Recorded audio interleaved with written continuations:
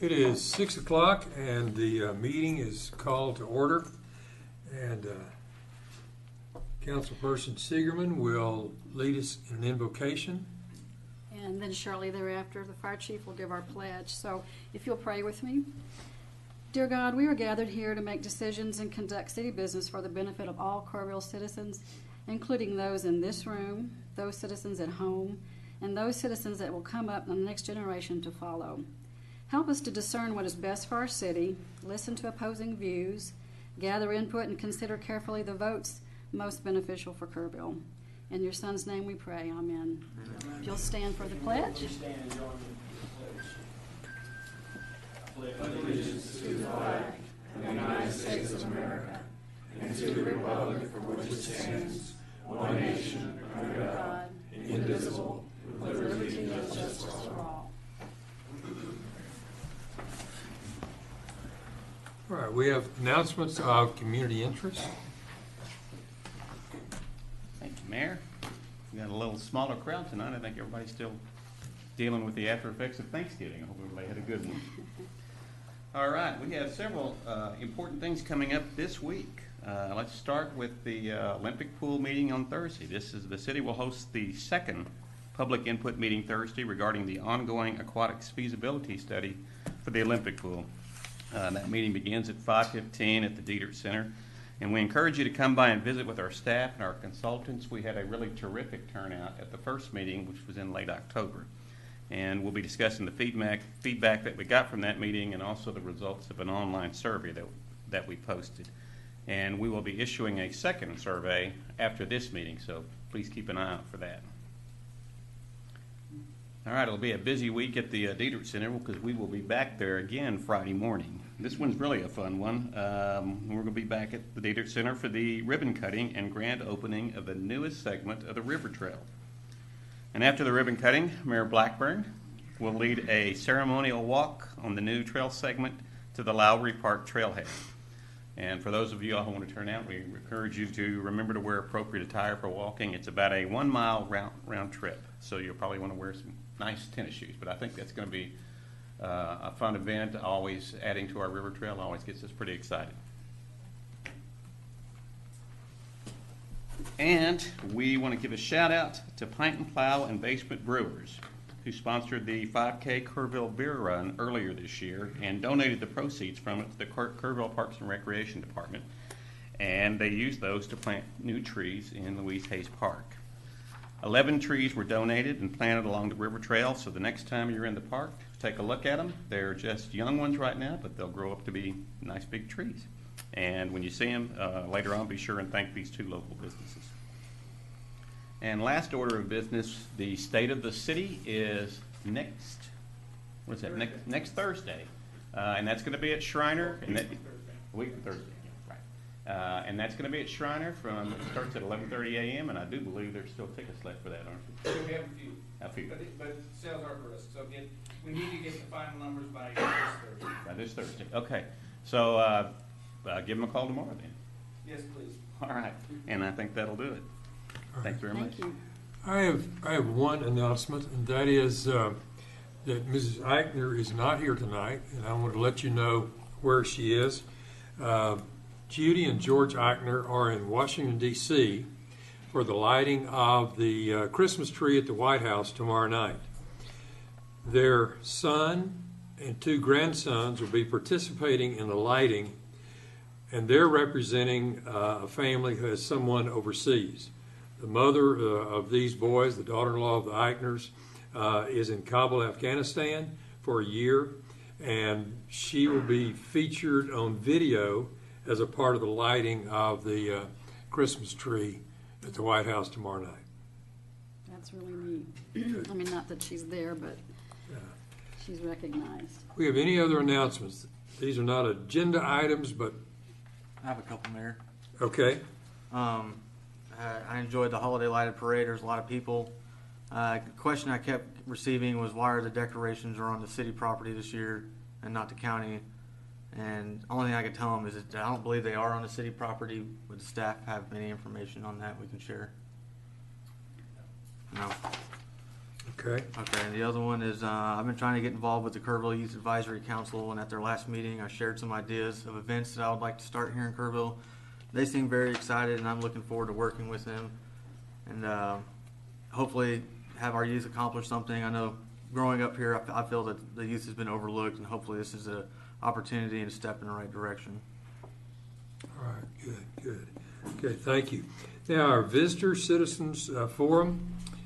Wait, I had one announcement. Oh, okay. It's brief, but it's another of the holiday stuff. Been putting it in the paper, but Friday night, 6 p.m. at the courthouse lawn, they're going to do the menorah lighting ceremony over there.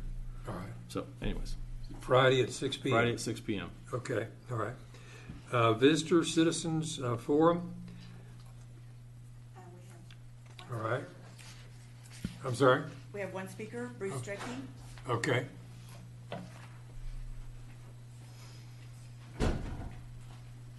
Bruce Drakey, 615 Earl Garrett. And I'm here because it's been too long since I've been here just talking about how great Kerrville is and how much influence you all have on it. You recently were involved in the urban trail system and the successful launch of that and their fundraising, and you're looking at it, that's right, right reference, right? Jeremy and those guys did a wonderful job over there, and that ties in with the committee from the Parks Department about expanding our river trail and connecting those trails. And I can tell you that not only in our office, but in other places, we're working on maps that use that to bring stuff to commercial stuff, and how does that make a benefit? And so that's something that City Council's been involved in. We've also got folks that are talking about different subdivisions, both commercial and residential, in and around Kerrville and the ETJ, and also inside city. And it's exciting again, and that's coming from the City Council and all that you guys do to drive and make Kerrville and continue to grow it in a way that is sustainable and sensible, that makes sense for folks who live here and all. And I just wanted to come in and thank you all for the work that you do and remind you that this is a positive, constructive place to live, and you all are the leaders that guide that path. Thank you. Thank you, Bruce.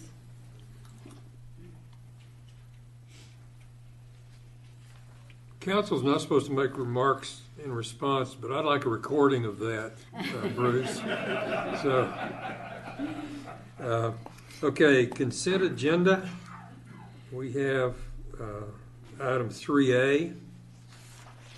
And I actually don't want to pull one out, but I want to clarify something that was on the minutes for 1023. Regarding 7B on the 1023 minutes, where we had the resolution for 43-2018 approving the updated Kerrville River Trail Master Plan. And I voted as if I was voting for that plus the added language. I just want to clarify for the minutes tonight, I was voting for the updated Kerrville River Trail Master Plan, but not the added language regarding the eminent domain. So it wasn't really clear. And so for the record, I want to make sure that I'm certainly for the master plan itself, but I think the eminent domain language is very restrictive. Our current river trail has approximately 20 easements that were taken to have that river trail. So to take eminent domain and put it in there as a prohibitive tool, I think is tying the hands of the city when we want to go forward with more future river trails. So that's, for the record, I was voting for the resolution, not the added language. All right. Let's just pull that And item. then I would Alright. like Let's just pull to that out. just make a motion that we approve the consent agenda items. Okay. Is a motion to approve that, the consent agenda? I'm actually requesting to pull that item. So You're requesting that it be Yeah. pulled? Yeah. Okay. We have a second. Wait, let me see. You've made a motion. Okay. And Yeah. I'm going to second that. We'll see where that goes, then go from there. Mayor? Yes. Any council member can pull an item off the agenda, so that would be. That precedes, okay, thank you, supersedes, okay. So the item is pulled. Okay, we now go into public hearing and resolutions No. at We're 6:09. going to discuss that item. That's why we're pulling it. All right, I'm getting off to a slow start. All right, discussion on that item. Okay, so basically, what you got sent to you today is an amendment to the minutes as they were presented in the packet. So that's the first thing. But I actually presented two amendments. One was to point out that 7C wasn't in there, so let's put it in there. That's the first. The second was you now have in front of you at your place a clarification of the ending of that meeting, which are factual clarifications. They aren't opinions. And if you'll read with me, basically, it's the adjournment part. The agenda itself had a 10A and a 10B on there in executive session. So the meeting got adjourned. So you'll see there, I'm saying the meeting was adjourned just like the minute.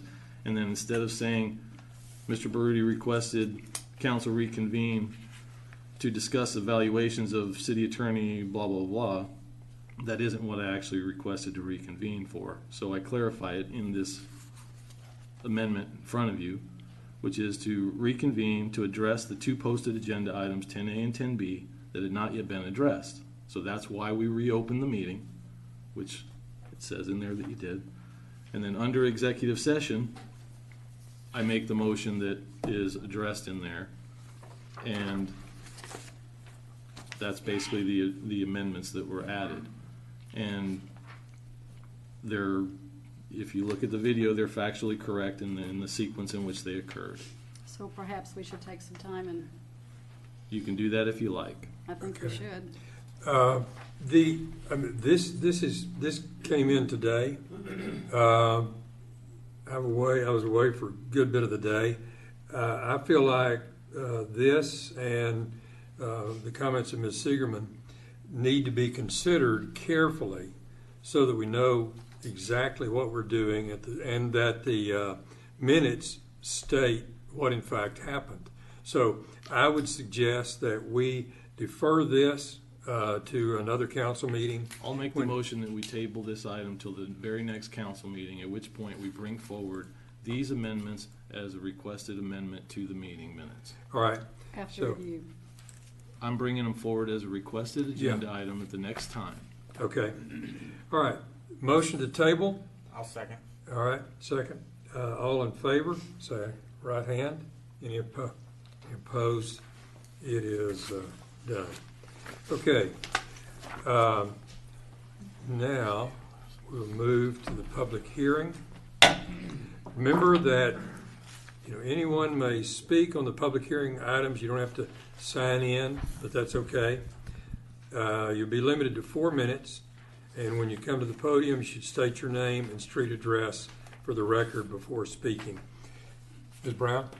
Resolution number 50-2018, granting a conditional use permit for an approximate 4.372 acres, part of the Samuel Wallace Survey number 114, abstract number 348, and within the city of Kerrville, Kerr County, Texas, and being a portion of a 31.40 acre tract conveyed as Tract 1 to Schreiner University, and more commonly known as part of the Schreiner University campus, and located in the 2000 block of Singing Wind Drive.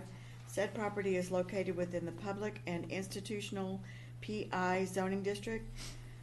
By permitting said property to be used for an electric facility, solar, and transmission and distribution substation, and making said permit subject to certain conditions and restrictions contained herein. Okay, Mr. Paxton. Thank you. I'd like to point out that this conditional use permit is part of the Kerrville 2050 plan under guiding principle E6 to support access to the infrastructure necessary to accommodate future growth of housing and business through water, wastewater, power, communications, and roads, and other infrastructure. The property is currently zoned public and institutional.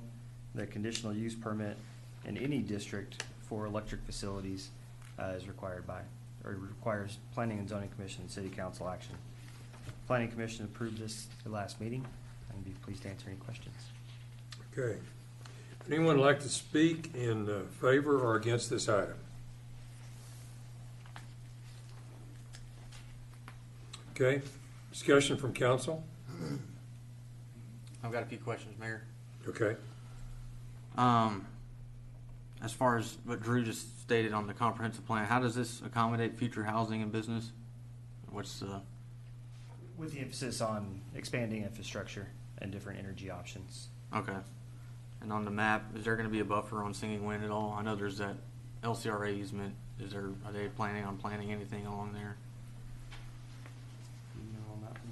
I'm sorry, could you say that one more time? The buffer on, I guess, the north side on Singing Wind, will there be a buffer there from the Tom Daniels Elementary School? There'll be a setback from the project fencing. Okay. In fact, there looks like about 100-foot easement if you look at, I don't know if you have the packet in front of you or not. Yeah, that's the LCRA easement. Mm-hmm. Well, I guess more like a screening. Is there going to be any kind of screening? There's no screening planned at this time, no. Okay. And on the west side, that's undeveloped, but further southwest, that's residential. Correct. Okay. And by the way, thank you for allowing me to come up here. And I'm Connor Goodson, Renewable Energy Systems. I've been working with Mike Wheeler at Cape Hub for about a year now to bring this project to fruition. And thank you for the opportunity. Thank you for being here. All right. And, Okay. I got a couple more questions, Okay. Mayor. I know we just raised our, Mike, this is for you. I know we just raised our rates on our customers for, how will this benefit them, or who's the benefit? So just kind of as a review, we're working on these community solar projects. We have 4 sites that we're working on, starting at the western end of our service boundary, the Mo Ranch. We have a private site between Kerrville and Ingram, Schreiner University, and then one on the city's property. And our first approach on this was to try to partner with our larger customers, especially, customers with property that we could build systems like this on. Part of the reason for that is some of these customers were already being approached by solar developers, and rather than have a third party come in and basically shave off of our revenue, we wanted to come in and work with our customers. Where we can, we'd like to be our customers' first choice as an energy provider. As the project went along, we developed a low and moderate income aspect to the project, and so what we're going to do now is half of the output from the system will be reserved for the hosting customer to take, and then half of the output from the system will be reserved for low and moderate income households. The rate for both of them is the same, and it's based on K-Pub's cost to purchase the energy, plus some of our line extension cost. So the low and moderate income customers and the hosting customers benefit by having a source of solar energy at a competitive price, and that price that we're the way our contract is structured with the solar developer, it's a flat price for 20 years. So really the deal gets sweeter as time goes on, and that's the same for the hosting customer and for the low and moderate income customers.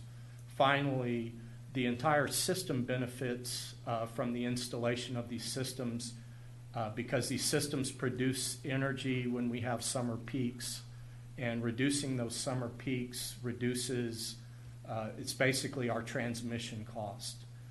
The 4 sites we had 2 analysis run, and the estimated savings run between $200,000 and $250,000 a year. That's reducing K-Pub's energy procurement cost by about $200,000 a year, and that's a benefit for every customer. So there are three groups benefiting, basically: the low and moderate income customers, the hosting customer, and then the system as a whole. And again, we started this because the hosting customers were already being approached, and they can do this on their own.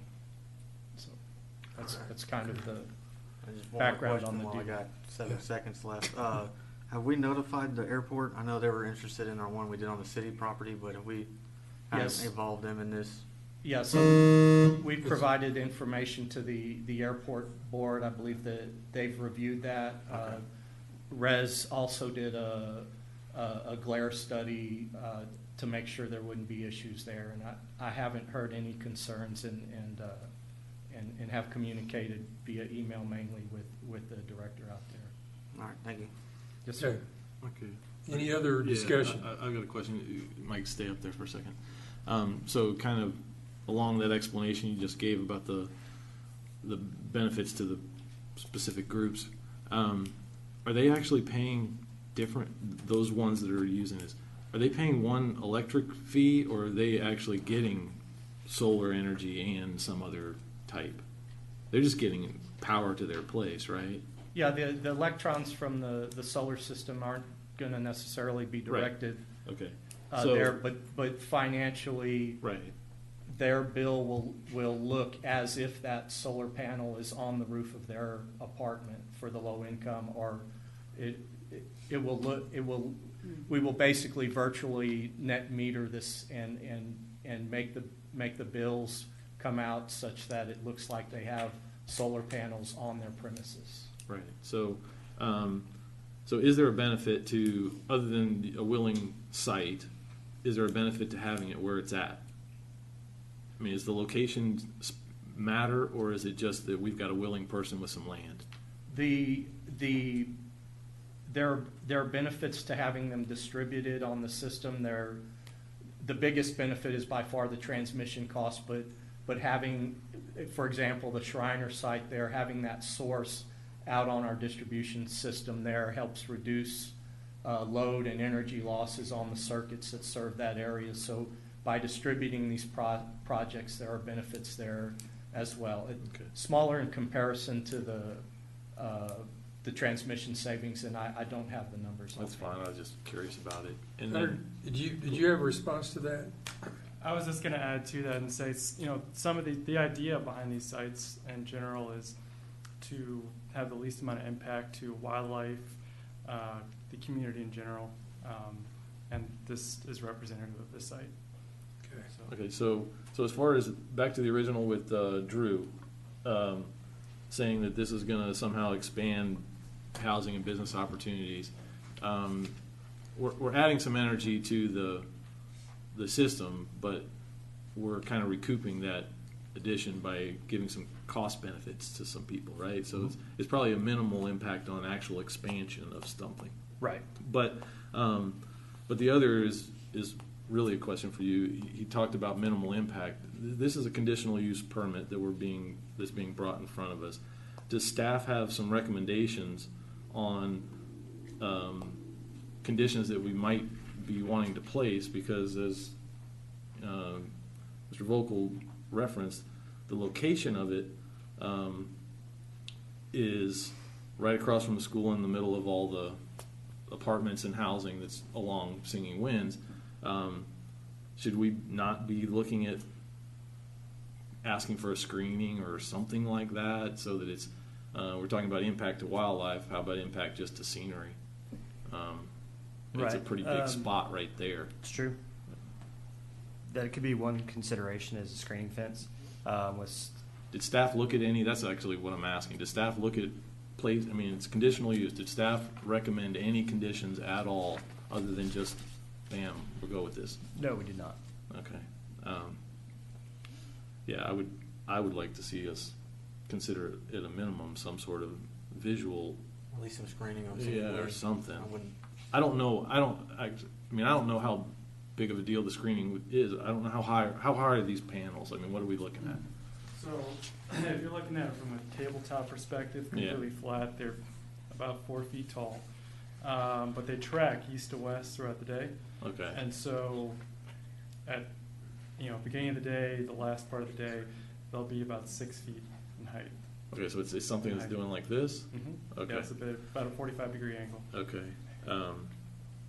And And the only the host site is the Shriner property. The visibility to non-Shriner property, if you will, is really just the Singing Wind's frontage, right? Right. More And or with less. that- With that increased setback, being so far off of Singing Winds, was the reason we did not recommend screening. The land slopes a little, right? Looks like, Like down. yeah, topographically, it looks like it's going downhill So from maybe Singing Wind. right. So it does get out of view, but what's the setback? 100 feet? Is that what it is? 100? Yes, it is. There's an easement 100 there. feet. It's on 100 page foot wide. 4 of the attachment. Okay. Yeah, there's a distance, there's an LCRA easement just for reference on those land documents, so you can see it's about 100 feet back from the Okay. property. Yeah, anyways, I'd like us to consider it. Nobody else wants to do it. That's fine. But. Any other discussion on this matter? Okay. The, Is it a public hearing? Is it a public hearing? You have to close it. Close Yeah. that. yeah, Invite the public to speak? right. No, but we should, Oh, yeah. I'm sorry. Would you like? You have a I missed. The public hearing part's over, but you can walk up and speak. I missed it. I didn't realize you Invited Yeah. the public to speak. Bruce Strachey, 615 Earl Garrett. Yeah, I think there are a lot of things going on here. One, if you look at the exhibits, it's actually closer to 160 feet away from the road. And if you look at the road, the road comes in at an angle and curves off away. And so It's not a this is back behind the 2 church buildings and another property that's owned by the Baptist Church, which has a building there. And there are 2 houses that are the Hill Country Home Opportunity Council built that are nearby that also have their own privacy fences up that are 6 feet tall. This property has its own fence. I believe the easement around the sewer there's a 30-foot easement for the sewer that runs by underground, and then there's 2 double fences there on that side. The other thing is that solar isn't necessarily ugly, and it's something that we should have in our community and be taken advantage of. It doesn't make noise like the big wind turbines do. It's something that is a viable energy opportunity, and it's a wonderful educational opportunity. And to have that around our community, if we look back, Kerrville was the first city in Texas, one of the first cities in the country that took advantage of ASR wells. We have the recycling curbside, and for a small city of our size, we're one of the few cities in Texas that has that. We have the river and the river trail. We have been a green city forever, and people don't really advertise that and take advantage of it, but it is some of the things that encourage some of us to move here, and one of those people happened to be me. And I'm not the only one. And I think that's a good thing. And so it's not just, personally, I think the LCRA towers are pretty ugly. And I think that most people in the audience would probably agree with me on that. We don't really like seeing those. And while I don't think we should have these everywhere, I wouldn't mind having one next to my house. I'd like to have solar on my house. I think this is a good thing for the community. So I want to thank you all for considering it. All right. Do we have a motion on this item? I'll make a motion. Mayor, I'm sorry, could you close the public hearing, please? Yeah, I'm sorry. Close the public hearing, and at 6:28. And I'll make a motion that we approve resolution number 50-2018. All right. Okay, we've got a motion. Is there a second? I second it. Let's have some discussion. I think that we can say to the staff, consider screening or whatever, but leave it to their discretion and adopt it on that basis.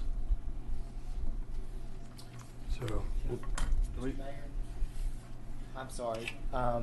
EA is showing me a picture of there's lots of vegetation along Singing Winds that would be screening this project. So that's already there and doesn't have to be planted. okay, all right, thank you. Mark, do you know how many trees we're taking out putting this in? Could y'all answer that question? How many trees are you maybe taking live out? oaks or something that are actually in there? 10, 15? That's the vegetation. The field that it's in is scrub mesquite, so I didn't count those, but on the south edge of this field, there are about 20 live oak trees. If it would make the council more comfortable, KPUB will commit to screening first with the vegetative type screening. Mr. Strachey is correct. There are commercial buildings, the church buildings on Singing Wind, and we're quite a ways off of Singing Wind, but we would be happy to make that That's commitment just, for the Singing Wind side. West of the easement going into the property, so that's a pretty good opening there. Okay. There's some areas that are pretty open. And we can, KPUB can take care of that. So it just, you know, I just not sure who we would take direction from on what is acceptable. We'd be happy to take direction from the city staff. Yeah, you'd continue to work with the city staff on that. Absolutely. Okay, all right. All right. All in favor of the motion, let me know by the raised hands. All right. And it carries 4-0.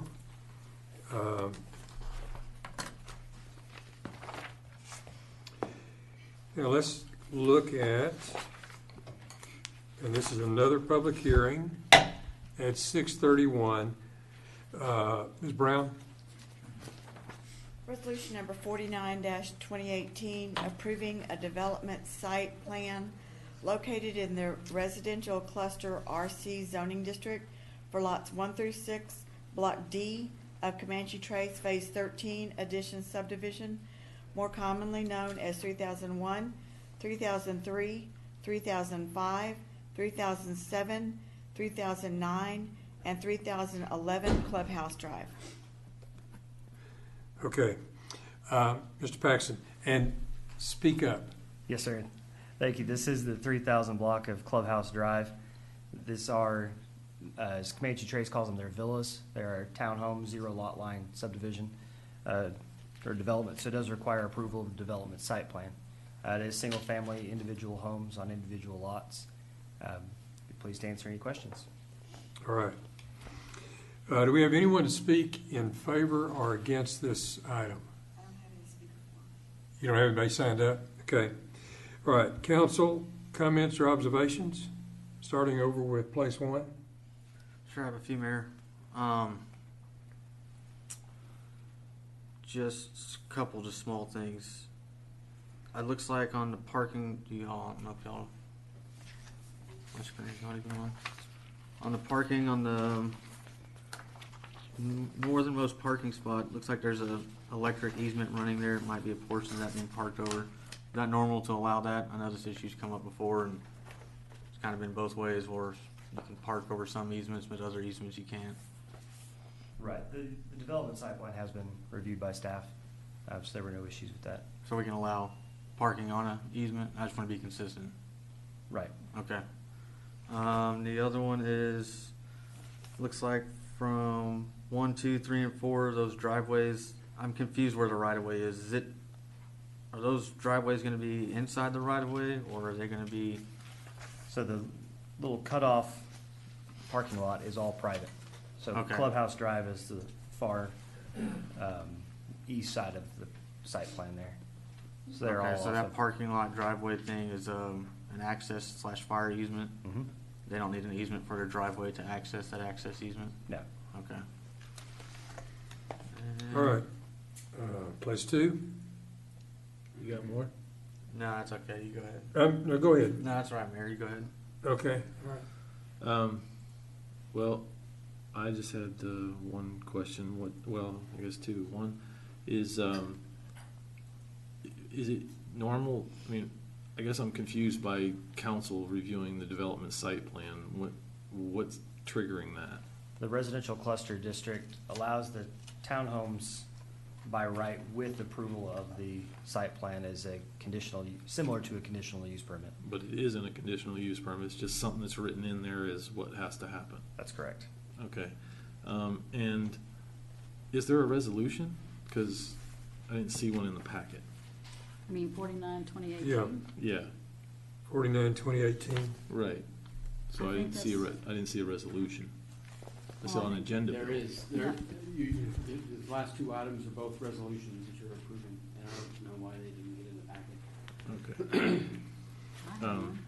Is there anything in them that we should have read?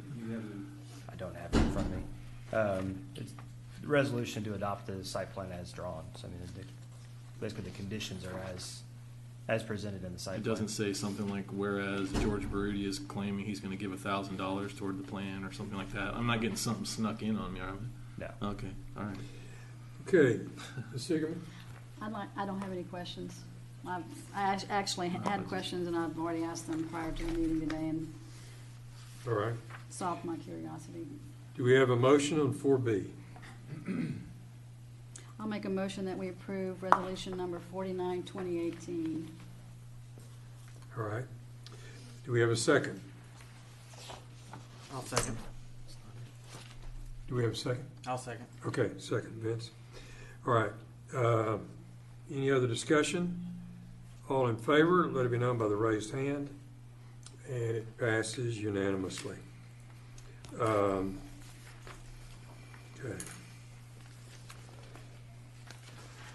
Now to section 5A, consideration of charge to and schedule. Sorry, Ms. Brown, you read that for us. Consideration of charge to and schedule for the Charter Review Commission. Okay. Thanks, Mayor. Good evening, Council. This is an item that is required pursuant to Section 14.07 of the Charter, which generally requires a 5-year or a review of the Charter every 5 years. And just reading right out of that section, it's for to consider the operation of city government under the Charter and to determine whether any Charter sections require revision. There's a public hearing requirement. The appointment of a Charter Review Commission of 7 residents of the city. And so that's what's before you this evening. Specifically, this City Council charge to and schedule for the Charter Review Commission. And if you have that document before you, you'll see that there's an introduction for that and then a charge that goes into several items. And I'll briefly talk about those. You all are charging the Charter Review Commission as follows: to organize itself as it sees fit, with the recommendation that the Charter Review Commission appoint a chair and a vice chair. Staff will provide the secretarial services. To arrange its meeting schedule and locations, with the idea of being as accessible for public input as possible. And again, to review the current city charter pursuant to the following: cause the charter to conform to federal and state law where conflict or inconsistencies exist, revise in an effort to clarify and condense as necessary or possible where a section may be confusing or believed to be ineffective. And then again, it captures the wording out of 14.07 of the charter. Also, the Charter Review Commission is to propose recommendations, if any it deems desirable. Those recommendations would come to you all for your consideration. It doesn't mean you have to adopt all of them or that you couldn't add your own. Propose amendments, if any, to the charter to improve the effective application of the charter to current conditions and operations. And again, report its finding and propose any amendments to you. There's a provision here to work as diligently as possible because they have an initial 6-month term, which may be extended if council deems desirable. And all of this with the idea of placement, if needed, on the November 5th, 2019 ballot. The council and staff support. The Charter Review Commission may call on city council members and members of the city staff to provide input, which occurs. They'll call in at a minimum the city manager and probably the finance department to make some comments. And again, there's a section in here where it talks about it comes back to you all. So tonight is for you all to consider the document before you, make any changes that you see fit, and then at the next meeting appoint the Charter Review Commission. Thank you. Okay, thank you.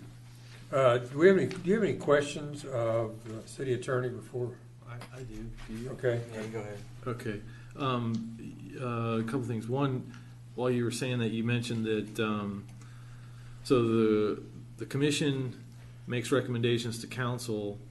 If they're working independently of council, does that mean that the ultimate recommendations are going to be? Does council override that, or Yes. They do? I do. Oh, okay. So that was the first question. The other one is the member count. I know our charter says 7. Are we? I stumbled on something. I think it was something in there. Anyways, talking about home rule cities and charter commissions and having 15 members. It was. I don't know. I don't remember when it was, where it was.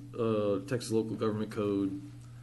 I don't know, section 9002 or something like that. It's a selection of charter commission. I don't know that it was on point. It's just the number 7, because we've got it in our charter. We're locked into 7. Is that the way that works? I think you are, yeah. Okay, and but in the charge of what you got written there, it's saying that it sets out that City Council will appoint 7 members to the charter by a majority vote. Is that locked in some rule somewhere? No. So how we select the 7 isn't locked in. No, and you can do that however you Okay. deem desirable to do that. Okay. That's my question. One question for Mr. Hayes. I was doing some research on the number of members, and it looks like we were doing 5, but since the last time, I think it was 2007, they had 7 applicants, and the mayor at the time said, let's just appoint all 7. Is that kind of how that went? 2007 was a long time ago. I can't recall. I know that in 2007, one thing that occurred was that was a full scale review of the charter, so a lot of amendments. But at some point, the idea was 7 was talked about and adopted into the charter. I will say this: it gives me a good opportunity. As I recall from the 2007 CRC, virtually everything was adopted by council. I think there may have been 1 or 2 amendments that they didn't adopt. So, kind of getting back to Councilmember Brody's question about that, you all are this is an advisory board in essence, but you certainly give them deference because they're really drilling down into the issues. Okay. Ms. Sigerman? No, I had a lengthy conversation with the city manager yesterday about it, and he answered all my questions. And I've read the charge, so it's pretty clear. Yeah. Okay. I just got some things I'd like to discuss with council. Okay. I'd like to try to go at this like we did a comprehensive plan, where even though there's 7 and we have an odd number out, each council member gets a pick, and then maybe we can appoint the other 2 as a whole. I just think that's the best way to get a diverse charter review committee. I tell you what, let's consider that before the next meeting. And what do you mean? Well, Are we not doing that? Are we appointing next meeting? Yeah, you're right. We're appointing them at the next council meeting. Yes, sir. That's Yeah. the schedule. I think it's good for us to come up with 7 that we all vote on. Ask a question. Have you done a speaker's form? I just wanted to ask a question. Well, You can come on. Yeah, let 'em ask. We yeah. can let 'em. I tell you what, Fill it out come to the afterwards. podium, ask a question, and then fill out a speaker's form. Mike Sigerman, 4,000 Comanche Trace Drive. Is this not something that people submit their application to be a part of, or is it just something you guys pick names and? There's no rules right application. now. That's Right. actually. No, I'm saying, can anyone submit an application for you guys to consider? Do we have an application for the charter? Actually, in the past, what has happened is that there's been a slate that's been presented and a majority vote. So that's been the precedent, but that doesn't mean that you will have to follow that. But that's what's been happening in the past. This council's adopted rules about having a 30-day period of open applications before making appointments. That's another option. So to answer your question, there isn't a rule set out for what we're doing here. What he was just talking about is our city boards have that 30-day in advance, go out for applications. What he's talking about is the comprehensive plan, the subcommittees, and even the most recent code review committee. We did it by us recruiting people and picking, each of us picking an equal number to put to that. So what he's asking us to do is discuss how best to do That's to what do I would it. like to do. Yeah, I think that's the best way to get a diverse group. Now, Well, to I what- kind of assumed we'd do that. I didn't think any one of us could have all 7 names. It'd be kind of evenly divided where we did, which is what we've done before. Yeah, but a majority vote is different than what we did That on is code true. review. So what we've got written in the charge is that we're to do it by a majority vote. So the discussion here that we're having is that how we want to do it? Or I would prefer to do it the way we've done, like the code review committee. I would make a recommendation for something as important as a review of the city charter, that you give the public the opportunity to express an interest to serve on the charter review committee, and not just yourselves pick the people you think would be the right people for the position. This is a pretty big deal for the city. That's actually kind of an in-between solution to what we're talking about. So basically, we could also open it up for applications, but then from those applications, the question still remains: do we want to pick people out of there from ourselves, one each, or majority off those applications? To his point, it is an important one, and I would argue that majority thing kind of cuts out the minority. I think I want to think Rule. about that. I'd like to just digest that a little bit. I think we'll come up with a fair solution, and hopefully some really good candidates that would want to serve and have experience, some history. Are we being asked to having take been action? on council or been in a mayoral. Okay, let me ask you this. In terms of appointing this at the next council meeting, do we have a little bit of grace there? In other words, In terms of the schedule? yeah. Yes. You certainly do, yeah. If we open it up for applications, I think that's where you're going, right? Yeah, If we yeah. opened it up for applications and we didn't make an appointment, we didn't respond to those applications at the December 11th, we waited till January, whatever the first meeting is, are we okay? Yes. Yeah, okay.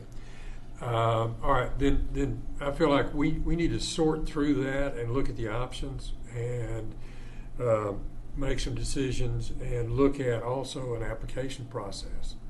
Are we all in agreement that the applications would be okay? I think so.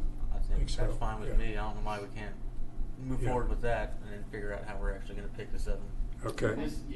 All All right. This doesn't lock you all into making Appointments any particular way. Whatever you do, you're going to do it by majority vote. It's just how you select the slate. Right. Okay. Then Are we where doing something are we tonight? on this item?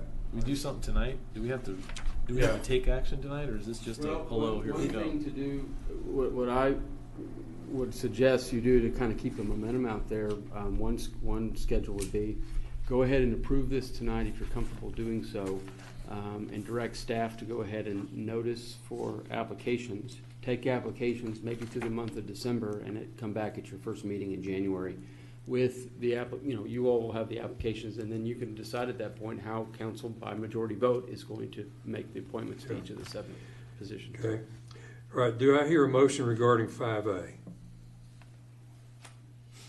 I'll make a motion Okay. that we direct staff to take the month of December to pursue the application process, with which we will approve this document here tonight, but with the understanding we would review these applications as they come in December for the first meeting in January, the first council meeting in January. And I would assume we would need to have that list done by end of December. Yeah, definitely. You know, yeah. I don't, if that's possible. I mean, So, it's a whole plus month away. Okay. I mean, time-wise. do we have a second on 5A? Where we're I'm Yeah, sorry, get the can I motion. clarification? Did you want to approve the charging schedule and direct Yes. staff to, okay. Yeah, Basically what Mr. Hayes said, Okay. but in a I just motion. wanted to make sure that that's. Okay. Do we have a second? I'll second. Okay. All right, all in favor of 5A, including the direction to staff in regard to the application process, let me know by the raised hand. Okay. I want to come back just a second. This is kind of personal privilege, but Mr. Strachey mentioned a while ago the ASR wells, that Kerrville had the first one in Texas and the third one in the nation. We were one of the first ones in the nation. I don't know. No. We have 3 of them now. We were third. Oh, we were. We were third in the nation and first with that. Bernie Bruns, who is head of UGRA, retired Army Corps of Engineers, got that done. He died September the 10th of this year. He later was head of Dietert Center. But it's an interesting distinction. And on that green list, I failed to mention the reuse water, but we're one of the greenest cities in Kerrville. In Kerrville? Yeah. Good, We know all what right. you meant. All right, okay. Information and discussion, financial update. All right, good evening. This is going to be a pretty quick update. I'm just giving you some information on the very first month of our new fiscal year, so the month ended October 31st. I'd like to just hit a few highlights that is, and this information's in your packet. Looking at the general fund, our largest fund, year-to-date through October 31st, which is the month of October, we had revenues of $1.7 million compared to expense of $2 million. There was a few items of note. When you look at your numbers, you'll see that our property tax is up significantly for the month when you compare it to 2017. And that's really just a timing difference because Kerr County does our property tax collections for us, and they mailed out property tax notices 2 weeks earlier this year than they did last year. So we have already started receiving that money. As far as sales tax goes, sales tax was up 2.6% compared to October of 2017. As far as where we actually ended the year for 2018, our budget is 2.2% higher than where we ended the year for 2018. So we're on track there for the month of October. November is down a little bit. We'll discuss that more at the next meeting, and we want to see what happens with December, but for the month of October, we were very much in line with our budgeted projection there. And let's see, looking at the water fund, which we are renaming this the water fund instead of the water and sewer fund, since it's all water. That's a great idea. So a little bit simpler. On the water fund side, we were very much impacted by the rainfall that we had in October, which is no surprise, but obviously our water sales were down significantly for the month because of that record rainfall. And on the expenditure side in the water fund, we just look lower than 2018, primarily because in October of 2017, we had a large transfer to the capital projects fund, and that did not recur this year. Looking at the golf fund, another fund of note, they were also very much impacted by the rainfall that we received in October, and their green fees and cart revenue were down significantly in October compared to October of 2017. So those are the highlights for the month. Are there any questions? I've got one, Mayor. Okay. Yes, sir. Talked about the sports complex past couple weeks with some people. When are we expected to see the bump in the sales tax and the hotel motel tax? Because I don't know if we saw it last year. It doesn't seem like we did. That probably could have helped. Are we this year going to help? Or We actually ended the year very strong on our hotel occupancy tax revenue. So hotel occupancy tax was up 10% from 2017 to 2018, just the straight revenue side of it. And I don't have a direct correlation of how much of that is related to the sports complex, but we certainly did see very strong hotel occupancy tax in 2018. and the sales tax? And sales tax, it's a little harder to judge and a little bit harder to say, this is specifically related to this. So sales tax was up for 2018 compared to 2017, and we did see increases in retail and food services, which would be the primary categories related or that you would assume would relate to the sports complex. I can't necessarily say that, it was up 3% because of the Right. sports complex, but it was up over the prior year in both of those categories. Okay.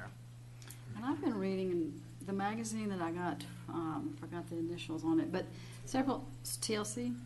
TML, about teams being at restaurants and staying throughout 2 or 3 nights sometimes, so I know that it's happening. Yeah, I've certainly witnessed that myself at Right. restaurants, so. Well, that's good. If they're good teams, they'll be staying over. Right. So I got a Yes, couple sir. questions. Mhm. One, on what he was asking about. Mhm. You mentioned 10% increase in hotel motel tax.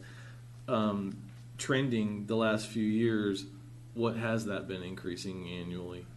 I don't know that off the top of my head, but I'm happy to look it up and send Yeah, it that to would you just in an be a email. curiosity question. Okay. And then another one is just, it's not really a specific question about what we're doing in the finances, but especially at the beginning of fiscal years, it's always, a little hard to understand what we're getting because we're only looking at a month. Right. Would it be possible to consider, instead of reporting just fiscal year, to maybe do a rolling 12-month look at these breakdowns, so that we're always looking at a year? Then a lot of that stuff kind of is a wash because it, picks it up. Let me look at some potential items like that. Certainly, we do our financial reporting and we do our budgeting based on fiscal years Right. rather than rolling 12-month periods. I definitely understand what you're saying. Yeah. I don't know if it would confuse the situation by presenting more numbers that don't tie to budget and don't tie to financial, Well, annual reports. And I've offered this but- before, Mhm. just so that, and I don't expect anybody will take me up on it, but my real job is actually to do that kind of reporting on this exact system that you guys run. And that rolling 12-month thing is something that I'm familiar with doing. So if someone wants to ask me, I'm glad to help. Well, and we do. But- I know we do have some Yeah. standardized reports within our general ledger system that can report rolling 12-month, like you're talking about Yeah. as well. So, Okay, that's all. all right. Thank you very much. Just one more comment. Yes, sir. I didn't. You said just a water fund. Why did we change it from water and sewer? Just because it's all water? I kind of like the water sewer because everything's in there. Water fund, people might not think sewer's in there. I don't know. We were looking at it in terms of it's a more simple name, and all of it's water. It's just whether it's clean or dirty water kind of thing. Also, we don't call it the sewer department. We call it water reclamation and water collection, but we don't call it sewer. So it was kind of odd that we called the name of the fund Water and Sewer Fund, but then we don't call it the sewer department within that fund. Okay. I like water fund better than water and sewer, personally. All right. All right, thank you, thank you. Ms. Brown? Item 6B is council chamber audio, video, and recording upgrades. All right. Mr. Garcia? How are you, sir? Just waiting for the PowerPoint. There it is. So good evening, Mayor and Council. I'm here to present to you the upgrades that we will be doing for our audio sound system and also talking about a new system which is called reoccurring captioning through the use of Granicus. Okay. We have a legacy system. This system is the same system that was utilized at the old City Hall. And so it's the current system we currently use. And so it's approximately about 20 years old. And so that's why part of the reason, not all the reason, why we're having some technical difficulties in regards to our audio. And so one of the things I do want to point out, this is the amplifier here on the left, and then our soundboard on the right-hand side. And so one of the things that I want to highlight is that when you look across the soundboard, you can see pretty much all the keys are up to the highest level. And that's how we try to manage the entire council meetings so that we have a balanced audio system. One of the things that I'll talk a little bit more later is about zoning and in regards to the audio system. But right now, everything is set up so it's at the highest level to be able to try to provide a good quality sound for the audience. This is a picture of the current council chambers, the way it's situated right now. We have 5 microphones, we have 2 boundary mics, 1 podium mic, and then ultimately 10 speakers. And so the little circles that you see here, these are the speakers throughout the room. One of the concerns and one of the reasons why we have some difficulties is these areas that I'm highlighting right here in this area, and back here in this back area, and over here on the side as well. These create what's called some dead zones. And so it's sometimes very difficult to hear certain things as they're being communicated because some of the challenges that we face. So some of the challenges that we face overall is hard surfaces. The dais, for example, is a limestone, and so when you have sound waves that are bouncing off of it and then bouncing and reverberating throughout the room can sometimes cause some issues as well. One of the bigger issues that we have is this example that I have up here is when the AC turns on. You can see before where the decibels are, and then when the AC turns on, you basically see a 27 decibel jump. And so then we're having to compensate for that change so that everybody can still be heard over the speakers here as well as online. Another thing that I think is very significant is this portion right here, which is the split zones. I think to me that is a big concern for me because being a teenager, I did a lot of fiddling around with sound systems. And so if you can't control the different sounds in different zones, then in this case, what ends up happening, if we turn up or we turn down, we're turning the entire room up or down in regards to volume. And so with the zoning, it'll give us a chance to control certain areas when we need it and where we need it. So how are we going to upgrade? What are we going to do is that we're going to add additional amplifiers to make the sound system quality better. We're going to add additional speakers, 8 additional speakers to the council chambers. We're going to add some additional amplifiers. We're going to add some additional mic lines, and that's really more for when we set up the room differently, when like our workshops. That just gives us some flexibility, so we're not having to run extra wire. They're already set up, and all we have to do is just plug into them. And then also we'll be adding some acoustical paneling throughout the council chambers that will help to absorb some of the sounds that we see. So this is kind of what it would look like. These are where we're projecting right now where the new additional speakers will be. And again, you can see where it's trying to cover up some of those dead zone areas so that everybody can hear what is going on and what's being said throughout the council meeting. On the pictures here, these are just some examples of the acoustic panels that may be placed into the council chambers themselves. This brings us to our next subject, which is reoccurring captioning, and this was based off a meeting, council request meeting that occurred in the past, and council challenged or requested staff to look at finding a way of can we enter text and find that text within a certain video.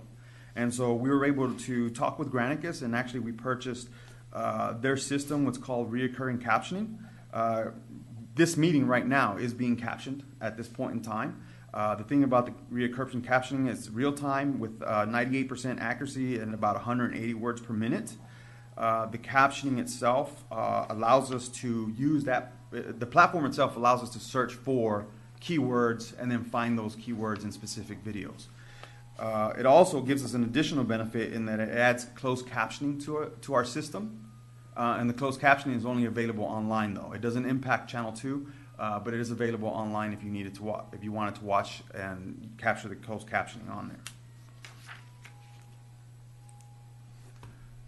So this is an example of a website, and this website right here is McKinney's website, but it basically will function just like ours. It'll allow us to capture the key term, whatever you're looking for, and then it'll give you various options. And so I have a quick video here for you that actually will kind of illustrate how easy it is to use the system. And I'll walk you through it as it plays. But in this video here, as you can see, this is McKinney's website. Ours will look very similar, and it's currently the website we currently use now. But you would enter the keyword in the search area as is listed up there as where the highlight is being put right now. And then you would type in the word. In this case, we put parking in. And so when it hit enter, you will see that as it scrolls down, you will see all the different options that you can view where the word parking was utilized. Then you can click on that specific one that you're interested in, and it'll actually bring you to the actual video and where it was time stamped, where that word was specifically used. And so this is our website. Again, this will be on our archive page. And on our archive page, we've already added a column that says captions. And this is where the caption notes would be located once they're uploaded. So the caption notes can be uploaded almost immediately to up to about 3 days. So it just depends on different variables. But within 3 days, the caption notes will be placed up here. And over here on the right-hand side, this is what the caption notes look like. One of the questions that came up also was the retention schedule. And so the Texas State Library Archives Commission basically outlines the retention schedule for all local governments. And so in our case, we will keep in permanent storage all our videos going forward, and we have an archive that goes back to 2007 as well. But as I understand the rules is that as long as we have written minutes, technically we only have to keep the videos for 90 days. But we've kept them all the way up to 2007 at this point in time. So they're available online through the grants platform, and then anything, I believe it's 2007 to 2015, we have them on our hard drives stored for view. Just to give you an update also as what platforms we're using. So Granicus is the main platform, but the Peak Management System is the one we utilize. The Peak Management System is the one that utilizes for us creating the agenda and publishing the agenda itself. And just want to give you an update that there's 152 organizations that use that throughout the nation. And then also there's 47 organizations that use the recurring captions as well. Questions? So this gives citizens more access. Yes, sir. And they can search more easily for something they're particularly interested in. Yes, sir. Yeah. Yeah, and it provides more transparency. Yeah. Yeah, I will say that with more transparency and more visibility, we may need to consider, talent payments to the council. So would you and the city manager consider that? I defer to the city manager. Yeah, I don't know if you can afford Okay, this. questions? Pretty talented. Mr. Garcia? Mr. Mayor, I would also like to get some feedback from the council on minutes. So even tonight, there was some discussion about what's in the minutes, what's not in the minutes. And, when the city secretary is typing the minutes and trying to put minutes out, she's using some judgment about what to put in and what not to put in. Many cities, when they go to this, they'll go to action minutes, which basically is just stating the item, who made the motion, who seconded, what the vote was. And then if you want to see exactly what happened, now you would have searchable video by word or phrase, and that is kept permanently. So that's your permanent record of what happened in the meeting. So that's what we would like to go to because it's more efficient in terms of the use of staff time, and it's also more accurate in terms of what's actually in the minutes because it's the transcript that you get off the system as well as the video. Yeah, okay. All right, anybody else? Okay, so, I've got a couple of questions. Well, one, actually, in response to what he's saying, is tied to one of my questions. So, the retention schedule says that the video doesn't need to be kept longer than 90 days as long as we have written minutes. Yes, sir. We're also saying, like Mr. McDaniel just pointed out, that we're going to reference the fact that we have written minutes and say we can trim those down because we've got this video. So I understand that IT is holding these videos. What I'm looking for is for us to make a policy that says we will require that we hold those videos as long as we have to hold those written minutes so that they're linked so that we can't ever throw them away because that would be the danger of stripping down minutes. Sure. Can I respond to that? Go ahead. Great point, and that's exactly what our intention is, and that's the way that we interpret the policies, so that if all we're doing is taking action minutes, that's not really minutes. Right. So that means we have to keep the record of the video permanently. So where would we put that requirement? Where I mean, you know what I'm saying? It's in the retention policy. So it sounded like you said staff's understanding is that how do we make it actually written that it's in the retention policy. It's in the retention policy. Because even if you look in the retention policy, there's a section on there that says if you don't keep written minutes, then the video becomes a permanent record. And so basically piggybacking off of that, and we're still going to track minutes because even in the system that Cheryl's using right now, she's capturing minutes as she's going along, and they become those action minutes.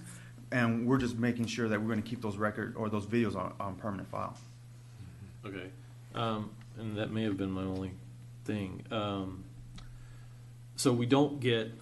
We had talked about this before. So part of this is we are not getting. Like somebody can't say, "Give me the transcript of that meeting." That's not going to exist, right? Actually, in a way, it is. You heard him mention 98% accuracy. Right. That's available, but it's not like an official, city secretary seal transcript, Okay. word for word. But a citizen could actually obtain. Yes. Yes. The 98%, thing. Yes. Okay. And that'll be through the website, our website where they currently can go view the videos or archive videos. There'll be that column that I showed you, right, and that'll have the caption notes there. So. And then all you have to do is just click on it. It opens up a web page, and then you can print them out. And those captions or whatever that we were seeing look all chopped up. Is that how it is? Those are just like this 10-second window was this line or something like that. Is that what we're looking at? It's just part of the text file that they upload. Okay, that's the way it'll look. Then. Yes. All right. Does this work for new and old videos? Not going backward in time because that was an extra cost of doing that. So we decided it was just moving forward. And the retention policy that we're talking about, where do we keep that? Like, where does somebody go to? Is it like the purchasing policy? Is it out there somewhere? Yeah, it's the city secretary's office. All right. That's probably all I had. If you want to look at, we have all this spelled out in chapter 2 of our code of ordinances. The retention policy is in there? Pardon? The retention policy? Well, it refers to it. Oh, okay. And we're obligated under state law to follow it, and so. Okay. Anybody from the public want to respond?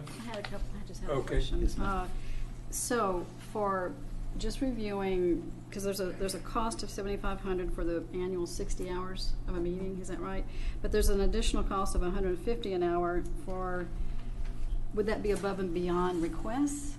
In other words, the additional amount here is why is that charged, and what time would that be charged? So to budget annually, we forecasted that we would use approximately 60 hours, and that's about 2.5 hours per meeting. And so based on going back and looking at our historical time frame that it took, that's about the right number. So we should keep our meetings to 2 hours. Yeah, sure, 30 minutes. That's a great idea. But no, yes. All right, so that was the guess. That was the average that we were going for. Okay. Okay. Well, actually, one last thing. So on this recurring whatever, is this money gonna fall under PEG or no? The 7,500, yeah. Yes. She just shook her head no. Well, back over there. So, Well, it's part of the upgrades that we're doing for this, but then going forward the next year it won't be. okay, so this year we're in like Flint, but then next year Yes, it would we're have going to to be- be it would looking have at a to be- budgeted of roughly $8,000 or something like that. Mm-hmm. Okay.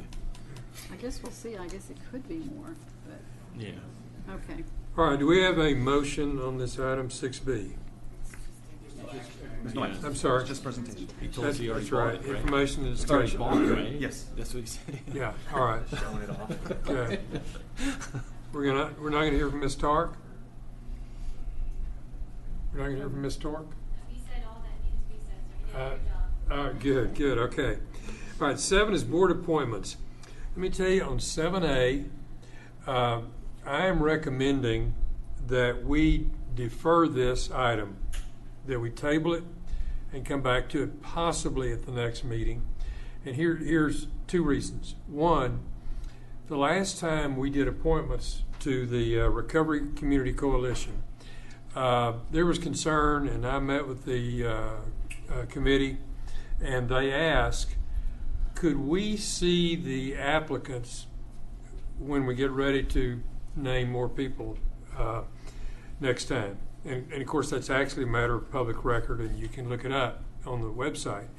But the second thing was to provide some input about persons who are coming on in the sense of possible very strong individuals who would be great, whatever.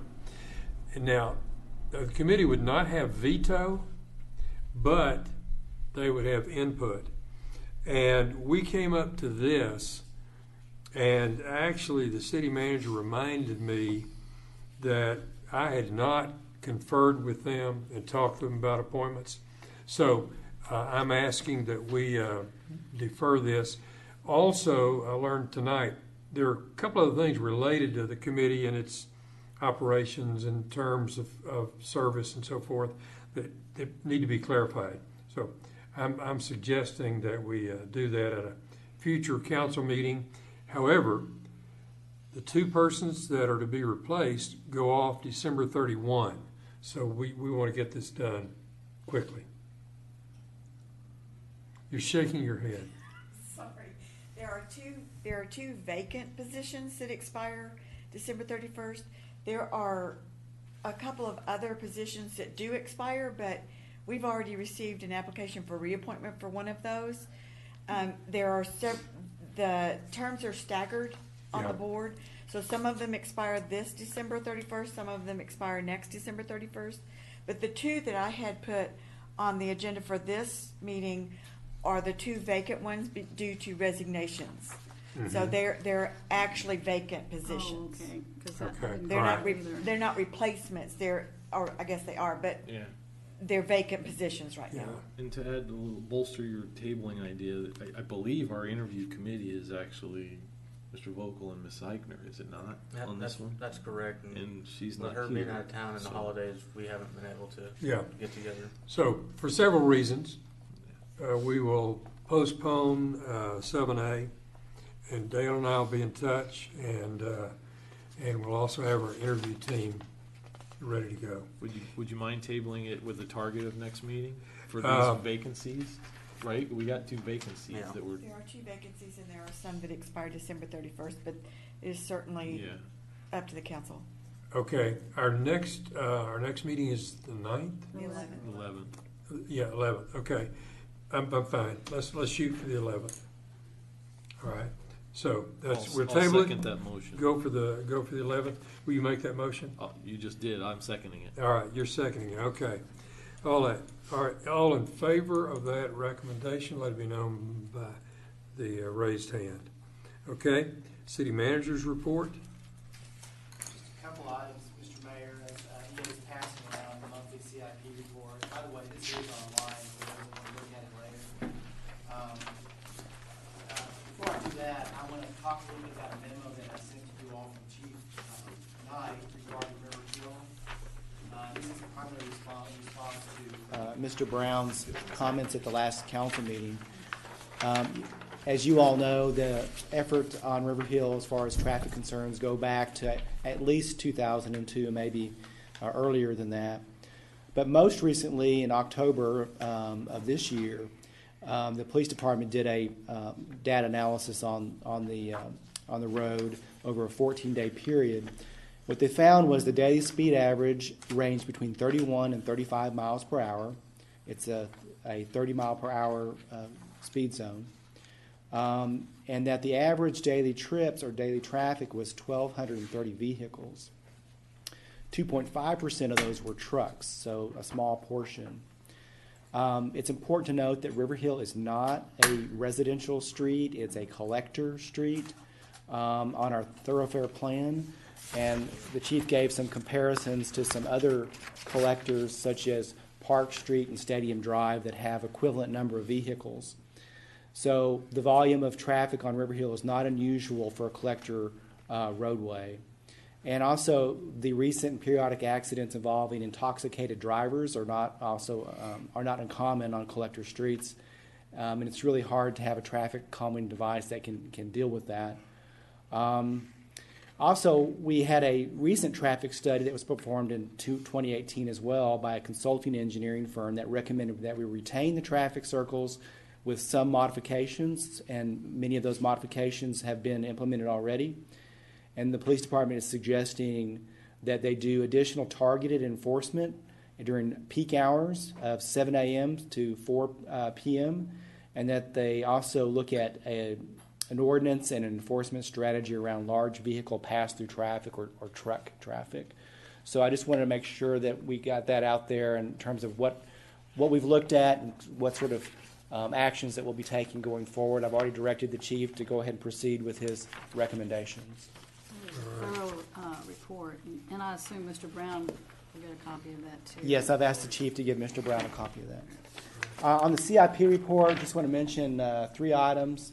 Item number 3, the parking garage maintenance repairs were about 60% complete. A large portion of that was completed right before the holiday with the pour on the 3rd floor.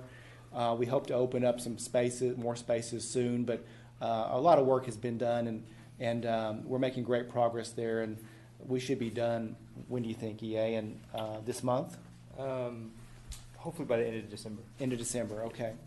Number 10, the tennis center improvements.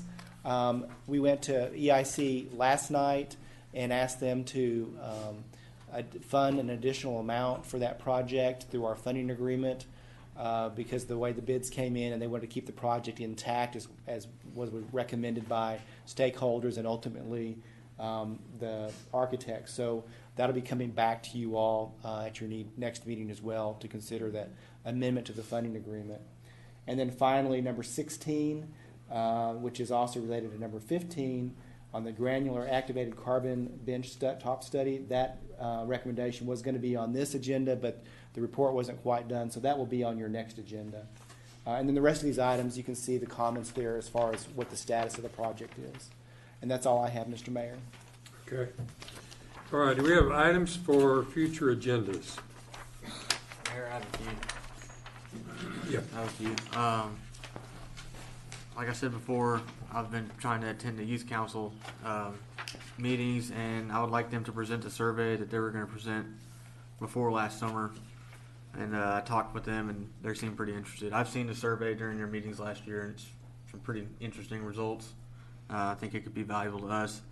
Also, a joint city-county workshop to discuss roads and details on chip seal, and a workshop on hosting a music event and festival, and then possible discussion of audio recording or executive sessions. All right. I'd like to add one. Yes. Unless, George, did you have one? I had lunch with someone yesterday who told me she was standing in line at HEB and she heard someone behind her say she'd slept outside for the last 2 nights. And, you know, it occurred to her to try to help this lady, but there wasn't much she thought she could do. And she said, you know, some cities have shelters in the winter months that usually church fellowship hall type things that are volunteer. They use volunteers to staff it and use volunteers to bring in snack lunches and hygiene packs and things like that. And it's a good point in our winter months. It's something I'd like to just talk about. I'd like to find out from the chief if he has an idea how many homeless people we have, or an estimate, just how big of an issue we have in Kerrville, where we could at least address housing over the cold months. So I'll get with you about that. But that was, if we put it on the agenda, at least I think it'll get attention, and if there is a need, we can address it. There's a need, and it's actually being tracked. You should talk to what is it, MHDD? Whatever. Oh, yeah. So they actually have a group that looks Right. at that, and they're keeping track of the homeless count. Okay. So start there. We can talk about it here. I mean, Right. that's No, not a I bad had thought idea. about that too, actually. So that's a good point. They do an annual count, so we can get some information out to you all. Okay. All right. Do I have a motion for us to go into executive session? Mayor, I make a motion to go into executive session under 551.072. All right. Do we have a second? I'm sorry. 10A. Yes, 10A, regarding workforce housing. Okay. Do we have a second? I'll second it. Okay. Sigerman seconds it. All in favor of that motion for an executive session, let me know by the raised hand. Okay. It carries unanimously. Yeah. And, Audio recording of executive. okay. We are back into session as a council, and we have no action to report out of the executive session. Council meeting's over.